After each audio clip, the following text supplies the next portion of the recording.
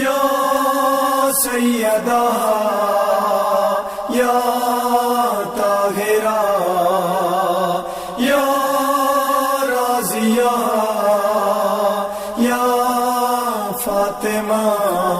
رحمت ہی کا ایک حصہ مغفرت کہلاتا ہے. رحمت کی مختلف شکلیں ہیں، مختلف شیپ ہیں.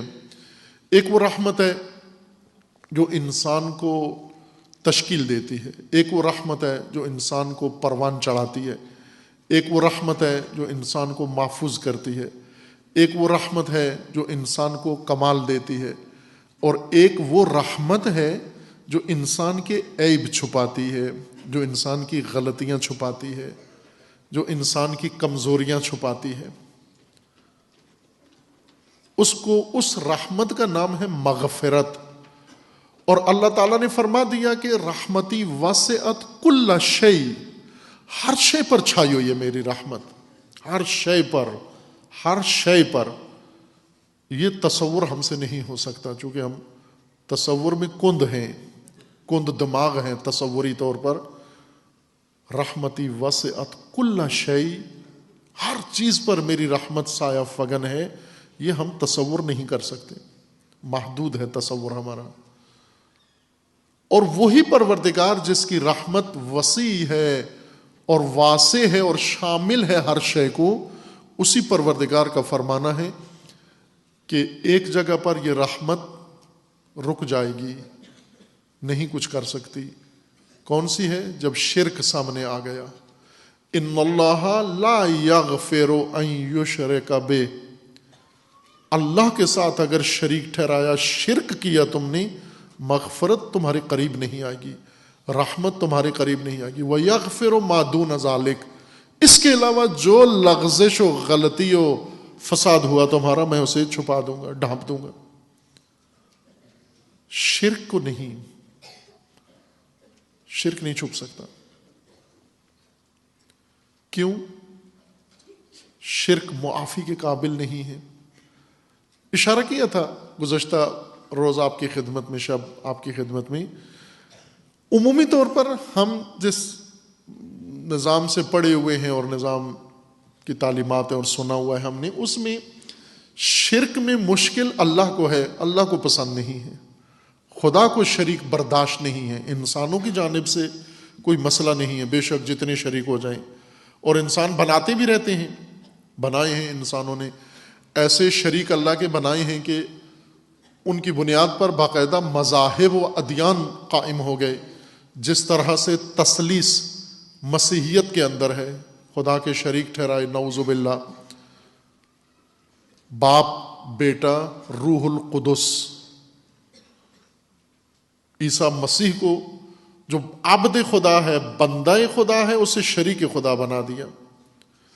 اور روح القدس جو مامور ہے اللہ کی جانب سے اہل زمین کو اللہ کی رحمتیں پہنچانے کے لیے، اور خصوصاً علم و حکمت و معرفت و وحی کہ خصوصی عطیہ اہل زمین کو جب بھی اللہ نے دینا ہو، روح القدس کے ذریعے سے، اس کی وساطت سے ملتا ہے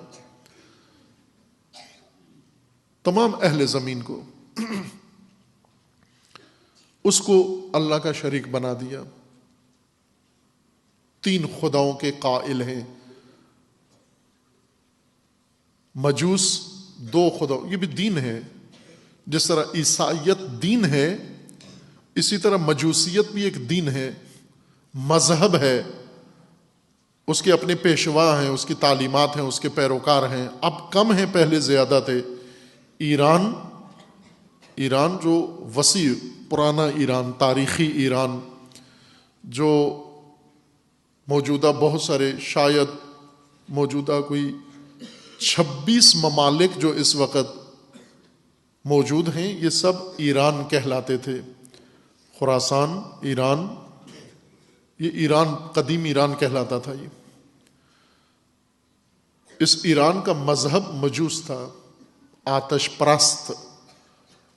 آتش، آگ، یہ بھی ایک خدا کا درجہ تھی، پرستش ہوتی تھی آگ کی، پوجا کرتے تھے، باقاعدہ عبادت کرتے تھے آگ کی. ابھی بھی نوروز جب آتا ہے ابھی آئے گا مارچ میں نوروز آئے گا. نوروز سے پہلے آخری پچھلے سال کا گزشتہ سال کا آخری بدوار ایرانیوں کی آتش پھلانگنے کا دن ہوتا ہے, آتش بازی کا دن ہوتا ہے. ابھی مسلمان بھی ہیں, مومن بھی ہیں, شیعہ بھی ہیں, اثنا عشری بھی ہیں, لیکن بدھ کی آتش پرستی نہیں چھوڑی. سال کا آخری بدوار تمام ایرانی, حکومت روکتی بھی ہے, علماء روکتے بھی ہیں, اس کے باوجود توجہ نہیں کرتے. بہت سارے اس آگ میں جل بھی جاتے ہیں اور مر بھی جاتے ہیں. پھر بھی چونکہ آگ کی پوجا پیچھے سے چلی آ رہی ہے, چونکہ نوروز اسلام سے تو نہیں آیا. نوروز ایرانی ہزاروں سال قدیم ایرانی اجداد سے آیا ہے. وحی کے ذریعے تو نوروز نہیں قائم کیا گیا. نوروز زرتشتی, ساسانی اور قدیم ان کے جو سلسلے رہے ہیں ان سب کی میراث ہے نوروز. تو اس میں تو آتش بھی شامل تھی, آتش کا تقدس بھی شامل تھا, آتش کی پوجا بھی شامل تھی. اب آتش کی پوجا نہیں کرتے, آتش کی تفریح لیتے ہیں, اس کی ایک طرح سے آتش بازی کر کے تفریح کرتے ہیں, یا کہیں کھیل ہے یہ ان کا. ان کے دو خدا تھے, اہریمن اور یزدان, نیکی کا خدا اور بدی کا خدا. یہ شرک تھا ان کا. یونانی ادیان ان کے اندر شرک تھا. کئی خدا تھے, ہر کام کا ایک خدا تھا. بارش برسانے کا خدا علیحدہ, رزق دینے کا خدا علیحدہ, اولاد دینے کا خدا علیحدہ, ہوائیں چلانے والا خدا علیحدہ, پانی دینے والا خدا علیحدہ. جتنے ان کے ارد گرد اشیاء تھیں اور حوادث, ان سب کا علیحدہ علیحدہ خدا مانا ہوا تھا. یہ قدیم سے شرک جو مذہب اور دین کی شکل اختیار کر گیا, باقاعدہ مقدس دین کی شکل بن گیا. اور یہی تہذیب جس سے ہم جدا ہوئے ہیں, بلکہ فرض جدائی کیا ہے, جدا نہیں ہوئے. ہندی تہذیب, ہندو مذہب, یہ بھی خوب شرک کی بنیاد پر ہے. اس کے اندر بھی دیوتا اور دیوی آلہہ ہیں. اس کے بھی ہر چیز ایک خاص دیوتا سے مربوط ہے, ایک خاص دیوی سے مربوط ہے جو انجام دیتی ہے. شر و برائی ایک خدا سے مربوط ہے, نیکی ایک خدا سے مربوط ہے, بھگوان سے مربوط ہے. یہ بھگوان رینک ہے وہاں پر, اور بہت سارے ان کے جو دیوی اور دیوتا ہیں وہ بھگوان کے درجے تک پہنچے ہوئے ہیں. متعدد, ہر چیز کا ایک خالق, ہر چیز کا ایک بانی انہوں نے قبول کیا ہوا ہے. یہ بھی ایک دن بن گیا, مقدس ہیں یہ ساری چیزیں.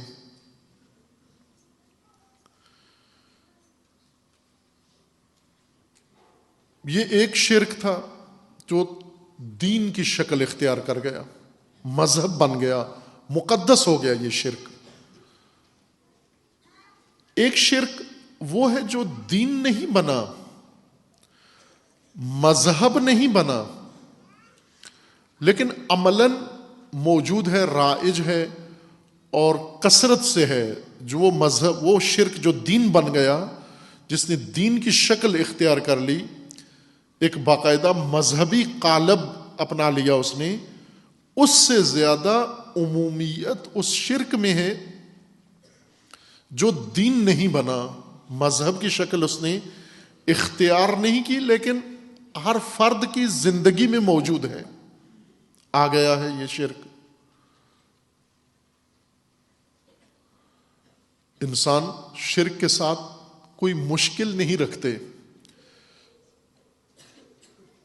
مسلمانوں کا یہ خیال ہے کہ شرک کے ساتھ اصل الجھن مشکل ادھر ہے, اوپر ہے, اللہ کی طرف ہے. ہماری جانب سے کوئی خاص الجھن نہیں ہے, ادھر کوئی نقصان زمین پر شرک کوئی فساد نہیں کرتا، یہ سب وہاں ناراضگی کا باعث بنتا ہے۔ جیسے ہوتا ہے اگر بچہ کسی غلط دوست کے ساتھ گھومتا ہے تو باپ ناراض ہوتا ہے۔ بچے کو پوچھیں بھئی آپ کو اس دوست کی طرف سے کوئی تکلیف پہنچتی ہے؟ نہیں پہنچتی۔ اس دوست سے پوچھیں آپ کو اس بچے سے کوئی نقصان ہوتا ہے؟ نہیں ہوتا، بلکہ ہم آپس میں بہترین ہیں، دوست ہیں۔ آپ مشکل کیا ہے؟ کہتے ہیں مشکل یہ ہے کہ باپ نہیں راضی اس کے اوپر، اس کے ساتھ دوستی پر۔ ہماری کوئی الجھن نہیں ہے، باپ راضی نہیں ہے۔ یہ جیسے گھروں کے اندر ہوتا ہے، شادی ہوتی ہے لڑکی لڑکے کی، پھر اس کے بعد ساس ناراض ہو جاتی ہے۔ میاں بیوی راضی ہیں آپس میں، ساس راضی نہیں ہے۔ اگر عورت سے پوچھو یہ مرد کیسا ہے؟ کہتی ہے ٹھیک ہے، بہترین ہے۔ مرد سے پوچھو یہ بیوی آپ کی کیسی ہے؟ بہترین ہے، مجھے کوئی اس سے شکوہ شکایت نہیں ہے، مجھے قبول ہے۔ میری ماں مشکل میں ہے، مشکل اس کو وہ راضی نہیں ہے۔ ہم شرک کو اس طرح سے سمجھتے ہیں کہ جیسے زمین کے اوپر شرک زمین پہ ہوتا ہے، آسمانوں پہ شرک نہیں ہے۔ شرک فقط انسان کا عمل ہے پوری کائنات کے اندر، اور کوئی مخلوق اور موجود شرک نہیں کرتی، نہ کر سکتی ہے۔ شرک کا تکوینی اختیار فقط انسان کے اندر ہے، شرک کی گنجائش فقط انسان کے ہاں پائی جاتی ہے، اور کرتا بھی یہی ہے۔ جب انسان شرک کا مرتکب ہوتا ہے تو انسان کے ذہن میں ہے کہ مجھے تو فائدہ ہوتا ہے شرک سے، لیکن کیا کروں کہ اللہ کو پسند نہیں ہے، اللہ ناراض ہوتا ہے شرک سے، اور اگر اللہ اجازت دے دے تو شرک سے تو ہمارے موجہ ہی موجہ ہیں، سارے کام آسان ہو جاتے ہیں شرک سے، اور اسی لیے انسان کرتے ہیں شرک، اسی موج کے لیے ہی انسان اپناتا ہے۔ یہ غلط خیال ہے، یہ خام خیال ہے۔ شرک زمین پہ جب انسان کے ماحول میں پیدا ہوتا ہے، انسان کے ذہن میں پیدا ہوتا ہے، انسان کے دل و دماغ میں آتا ہے، انسان کی فکر میں آتا ہے، اور اس سے بڑھ کر شرک کا اصلی مقام فکر نہیں ہے، ذہن نہیں ہے۔ شرک کا ایک چھوٹا حصہ ذہنی ہے، بڑا حصہ شرک کا عمل ہے، عملی ہے شرک۔